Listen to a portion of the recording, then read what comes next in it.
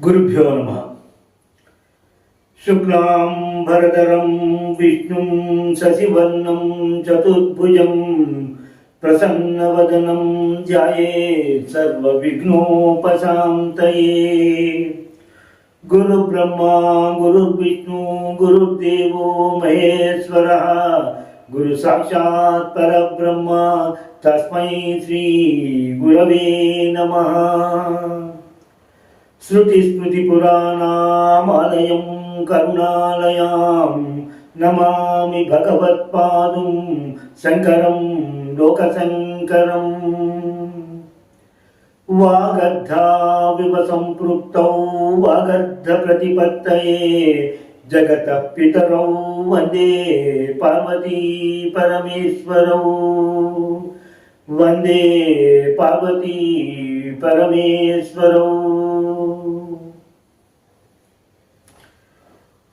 సౌందర్యలహరి శ్లోకాల విపుల భావాన్ని గ్రహించడానికి ఈ వీడియోని వీక్షిస్తున్న మీ అందరికీ నా నమస్కారాలను తెలియజేసుకుంటున్నాను. అలాగే సౌందర్యలహరి గ్రంథకర్తలకు ప్రవచనకర్తలకు అందరికీ నా నమస్కారములు తెలియజేసుకుంటున్నాను. మా గురువు గారైన శ్రీ జ్ఞానేశ్వరమ్మ గారి పాదములకు నమస్కరించి వారి ఆశీస్సులను అర్థిస్తూ ఈరోజు సౌందర్యలహరిలోని 25వ శ్లోకం యొక్క విపుల భావాన్ని తెలియజేయడానికి అమ్మవారు నాకు ఇచ్చిన శక్తి మేరకు జ్ఞానము మేరకు నేను ప్రయత్నం చేస్తాను. ఈ 25వ శ్లోకము ఈ విధంగా ఉంటుంది. త్రయాణాం దేవానాం త్రిగుణజనితానాం తవ శివే భవేత్ పూజా పూజా తవ చరణయోర్యా విగలితా తదా హి త్వత్పాదో ధ్వగన మణిపీఠస్య నికటే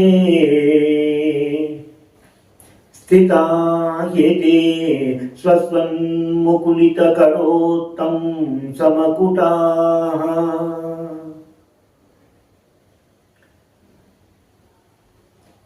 ఈ శ్లోకం యొక్క స్థూల భావాన్ని ఒకసారి మనము పరిశీలిద్దాం. ఓ శివే, ఓ శివుని పత్ని,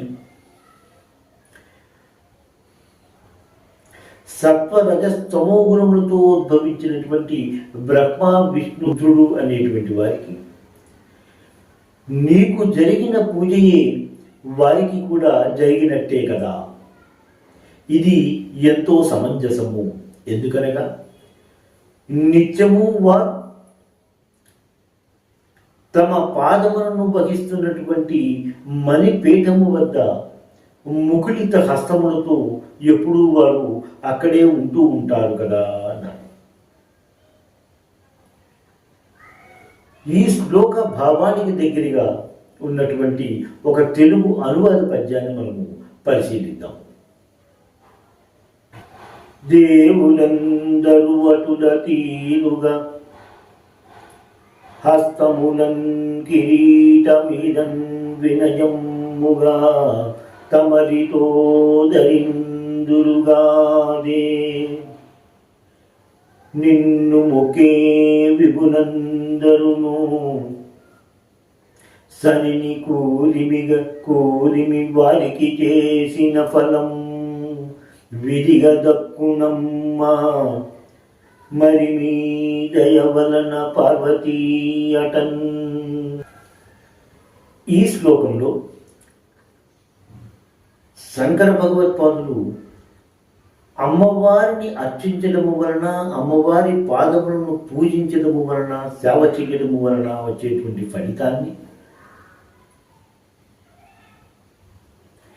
తెలియజేస్తూ ఈ శ్లోకాన్ని రచించినట్టుగా మనం గ్రహిస్తూ ఉంటాం.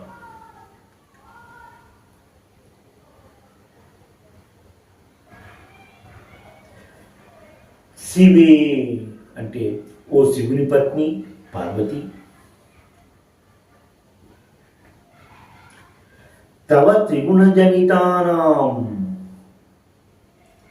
నీ యొక్క 3 గుణములు అంటే సత్వ స్తమో రజోగుణములతో ఉద్భవించిన వారైనటువంటి త్రయాణం దేవానాం, ముగ్గురుగా ఉన్నటువంటి దేవతలు, అంటే త్రిమూర్తులుగా పిలువబడుతూ ఉండేటువంటి బ్రహ్మ, విష్ణు, రుద్రుడు అనేటువంటి దేవతలు ఇక్కడ త్రిగుణ జనితానాం అని చెప్పారు.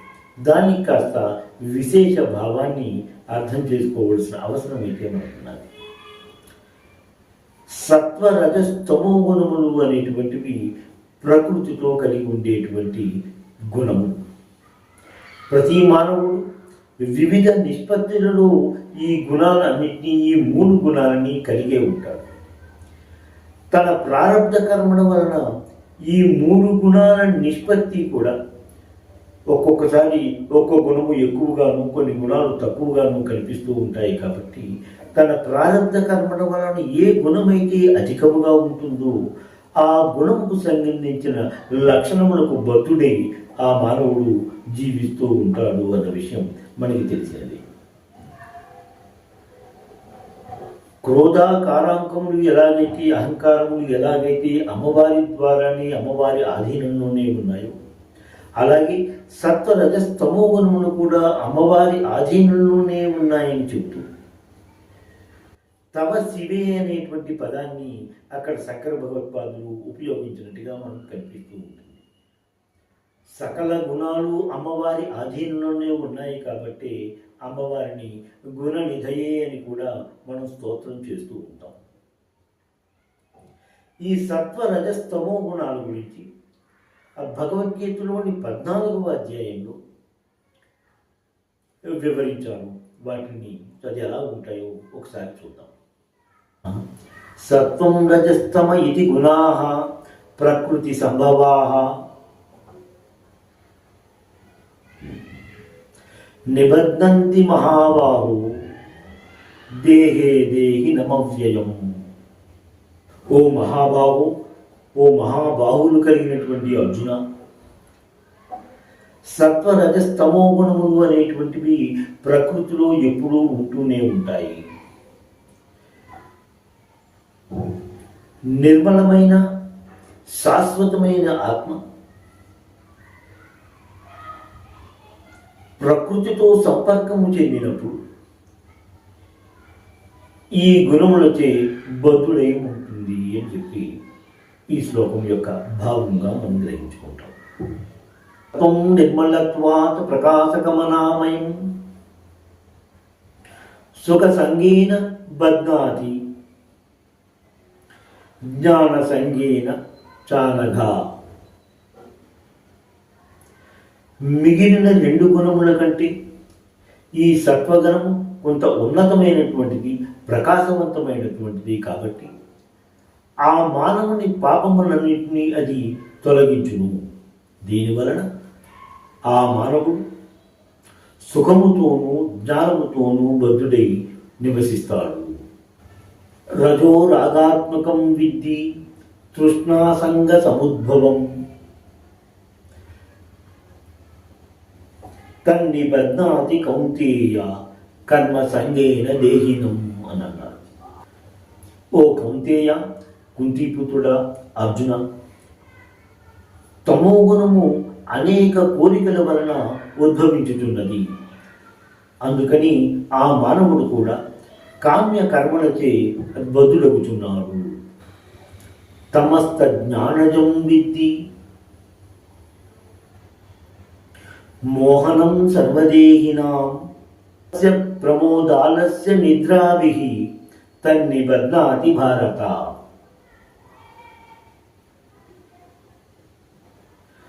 తమో గుణముతో కూడినటువంటి మానవుడు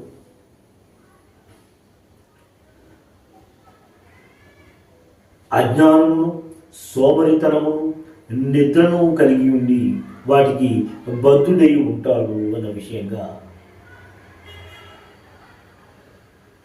భగవద్గీతలో కనిపిస్తూ ఉంటుంది.